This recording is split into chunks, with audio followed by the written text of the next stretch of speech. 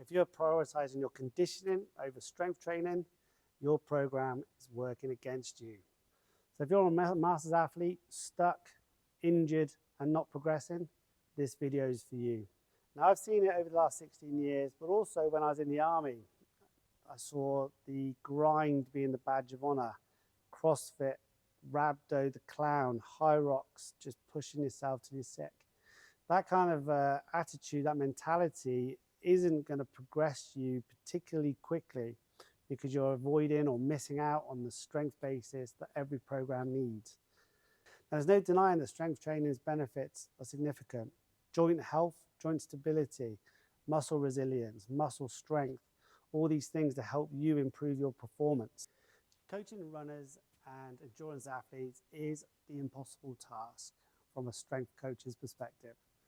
Now, these events that these runners want to do and these endurance athletes they want to do are ridiculously tough. We're talking marathons, ultra marathons, Ironmans, all that kinds of stuff. But also CrossFit athletes when we talk about trying to make a strength bias in the programming. Now, when I look at someone like Adam, who I trained recently to do the Dragon 100, that's a 100-mile race from Swansea in Wales to Cardiff.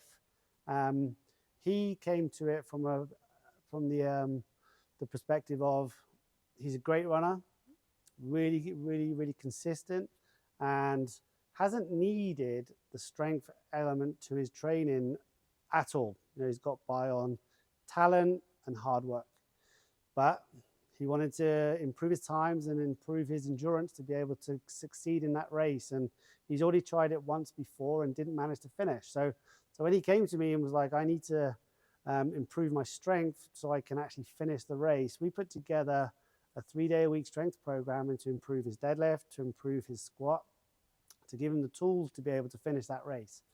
And after, I think we did about 8 or 12 weeks of working together, it might have actually been more if I recall correctly. But once we've got to around about 8 to 12 weeks into the program, his results were speaking for themselves. Huge improvement in his deadlift. I think we went from somewhere like 80 kilos to 120 kilos.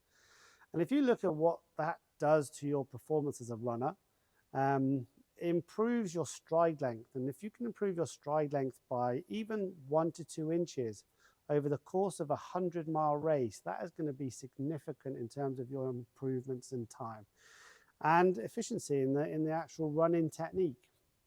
So Adam completed that race, had a great time. I think he actually, well, I won't tell you the story of on the way home. I'll leave that to Sarah. But let's just say Sarah, his partner, was absolutely magnificent in supporting him on his way home. But when we look at CrossFit athletes and when we look at even high rocks athletes now and what they're doing, I say there's a tendency to push and push and push. And if you don't take a step back and analyze your programming, think about where strength training comes into it, there is a tendency to ignore the strength element and just feel like it's good enough to do Metcon after Metcon after Metcon. And I don't see that. I mean, I've been doing CrossFit now since 2006. And in my experience, you do not improve strength by doing CrossFit.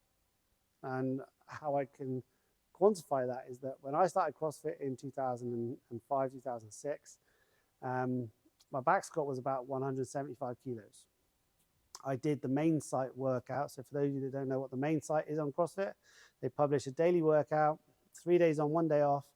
And it kind of focuses in on the core basics of CrossFit. So there'll be one workout. So it could be 5x5 back squats one day. It could be Fran the next day. It could be a 5K run the third day, and then you have a day off.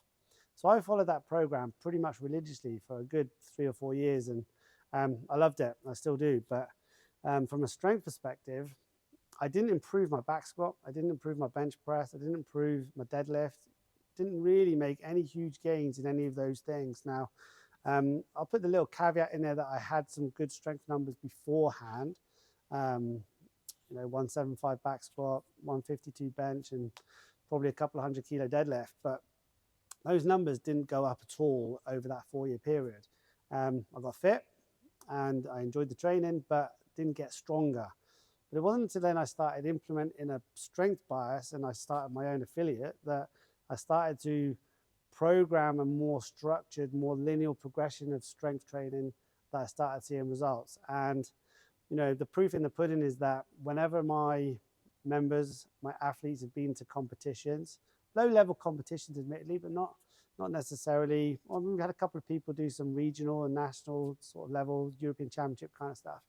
But when we went into these competitions, our strength element to those competitions was always in the top 5 of every event.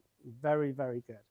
Now, we've had lots of wins and lots of accolades for that. But what I've found over the years is that if you implement that strength bias at the beginning of your program, you know, make it the priority of every session. Now, the way I do that is through developing overhead strength through handstands or shoulder press or dumbbell press. Develop your deadlift through single leg RDLs, deadlifts, cleans, making those things an emphasis at the beginning of your program. Then you're going to find that then you do your Metcon stuff at the end, you're going to improve across the board, you know. And again, going back to the runners and potentially CrossFitters, it all comes down to how you periodize your programming. Now, for Adam, we broke up his program into 4-week, 6-week blocks. We did, and we prioritized. So to get his mindset right, we said, you know, in the first 6 weeks of the program, we're going to prioritize strength training, and we're not going to worry about your running numbers. We're not going to worry about your 5K time, 10K time, any of that. And he just focused his priorities on the weightlifting and improved. Then as he came to a competition, we tapered down the weights and we upped the running. So he started to prioritize the running more. He did a little event, smashed his PB, and then we went back into our weightlifting phase. So we made the strength element of the programming the priority, and we tapered off the running a little bit, you know, just maintaining the stuff on the runs. And we do that all the way through the program, and that's how you structure your programming to get to the end results. So if you're looking to help yourself with training and you want some advice with how to periodize, then please feel free to comment below and I'll be happy to help. If you want to get into the program and learn how to do the strength stuff that we do, that I program, then the link to the online coaching is in the bio as well. So hopefully we'll see you in the Discord very soon. If not, good luck with your training.